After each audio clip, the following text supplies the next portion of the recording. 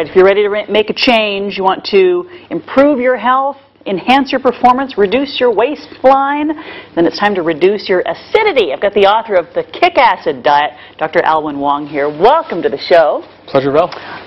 So the book talks about acid. Now, you don't mean vinegar and stuff like that we should eat less of those things. What do you mean by acid? The acids in the foods that are released after your body breaks them down is the acids we're talking about. So a lot of foods that appear to be very acidic, vinegar, tomatoes, citrus fruits, are actually in fact very alkaline. Once your body breaks them down, they go through digestion and they get into your system. Okay, so what would be examples of foods that become very acidic once our body breaks them down? It's actually a pretty general rule. Most proteins, actually all proteins, because of their sulfur content and other nutrients, grains are all acidic, with the exception of quinoa.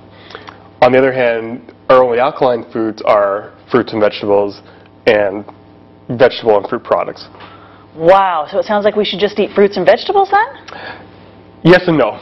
To remain alkaline, yes, but we need protein in our body to build muscle, to stay healthy, to be able to perform, just for a lot of other functions as well. So we need to be able to balance off the acid from proteins with the alkaline minerals found in fruits and vegetables. And they didn't have to think about this 3,000 years ago, did they? No, they didn't. You know?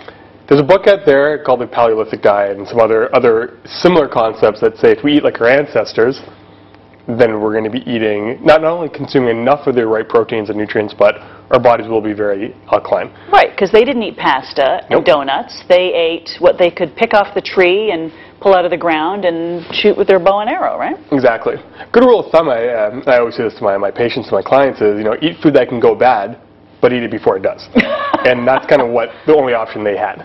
Oh, but you know what? That's tricky because you do a big grocery shop on Saturday, and by Wednesday everything's mushy in your crisper. So it's tricky. All right.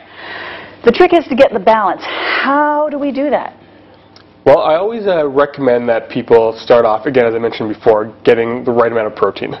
We just generally don't eat enough protein in our diets, believe it or not. We generally get a lot of fat, probably too much fat, too much of the bad fats. So I would say base your protein intake on approximately about 1 gram per pound of body weight. Okay. Now, it doesn't have to be, it's not an exact science, but again, that just ensures that you're getting enough to meet your normal requirements. If you're working out, for example, if you're breastfeeding, there are a lot of things that are going to increase your protein intake. Based on that, and the book is going to show you what your acidity value of those foods are.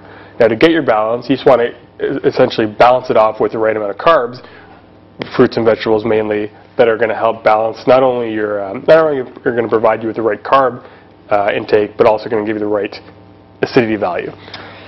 What are some of the foods that we absolutely have to stay away from? There's no balancing at all. It's just avoid, avoid, avoid. Processed foods. Oh, like the delicious things. The good stuff. The good stuff. Yeah, we keep hearing that. And so the reason that you say we need to avoid processed foods is what? Is because when your foods are processed, they're essentially robbed of their minerals. And it's the minerals that make the food alkaline. And not only that, a lot of those foods we can't process. They get stuck within our digestive tracts. They cause a lot of the allergies that we're suffering from today. And they're just providing us with a lot of calories that, or what we call empty calories, that we need but we can't break down. And not only that is when we're consuming those kind of calories, we're not consuming the good calories. That's true. And when we eat the proper way, we do feel better. But for some reason, we get lured back. Marketing. Oh, marketing. It's true. They make it sound like their product that they're selling you is completely healthful, when in fact, if we were to read this book, you'd say it wasn't. It's not. I mean, if you look at the processed foods, they have the most packaging, most marketing, and if you go to a produce section, there's essentially no marketing and no claims to these foods, because I think intuitively we know that these foods are healthy for us and our body needs them and we feel great eating them. They say you should just shop around the perimeter of the grocery store. Don't completely avoid the interior aisles, because that's where all the junky stuff is. Exactly. Okay. Yeah. Although dairy is on that outer aisle. So how do you feel about dairy? Dairy is a great protein, but it's from an acidity alkalinity point of view, it's actually very acidic. But not only that, we don't necessarily contain the enzymes or the digestive machinery, for lack of a better term, to break the chemicals in milk down. And so that's why we hear about lactose intolerance and all of that stuff. Yes. I see those enzymes are all the rage now on the store shelves. You can see those everywhere. Lactase and digestive enzymes. So I don't know if it's as much as that we're lactose intolerant, or are we just not designed to break down the proteins and the other chemicals found in milk? Well, if people talk about milk being a great source of calcium. It's a great source of calcium. There's also other foods, a lot of your vegetables, that are as good of a source of calcium as dairy products. All right. Except it's so good. Not just the food we eat. You say exercise affects our acidity-alkalinity balance? Yes. We need exercise like we need protein to be healthy. All exercise is going to make us acidic.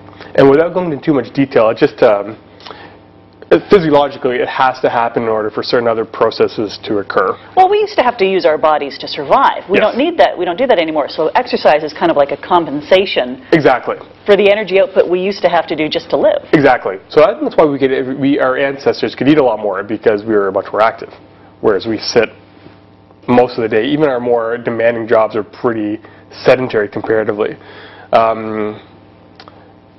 Also, a lot of the stresses we deal with every day cause, muscle loss, bone loss, and exercise is a great way to counteract and to fight that. It's all in here. You've even got a food journal. Writing your food down, man, that makes such a difference when you can see it for real, what you're eating.